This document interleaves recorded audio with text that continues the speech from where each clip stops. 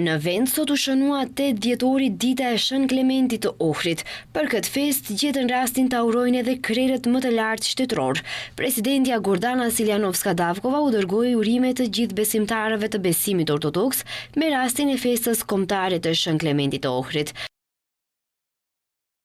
Trashëgimia më e madhe e Klementit është shkrimleximi dhe vlera që i mundësua njerëzve të kuptonin librat dhe në këtë mënyrë të kuptonin veten, të mësonin se janë përgjegjës jo vetëm për jetën e tyre, por edhe për jetën e komunitetit. Kryetari i Parlamentit Afrim Gashi në emër të kuvendit shprehu urimet më të sinqerta për këtë festë.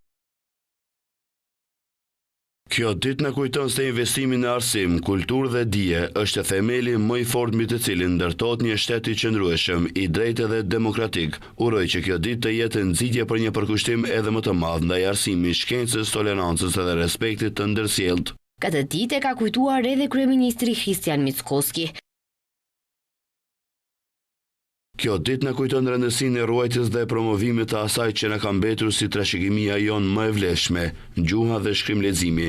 Le të vazhdojmë të ndërtojmë një shoqëri të fortë duke investuar në të rinjtë tanë, në njohuritë dhe në pasuritë kulturore që na bashkon.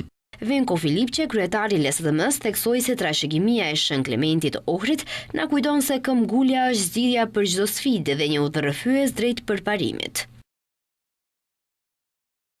Kontributi dhe këmbgulja e Shën Klementit të Ohrit në përhapjen e shkrimleximit, edhe gjatë kohërave të përsekutimit edhe dënimit, janë një kujtesë se forca e një populli qëndron në shkrimleximin, kulturën dhe arsimin e tij.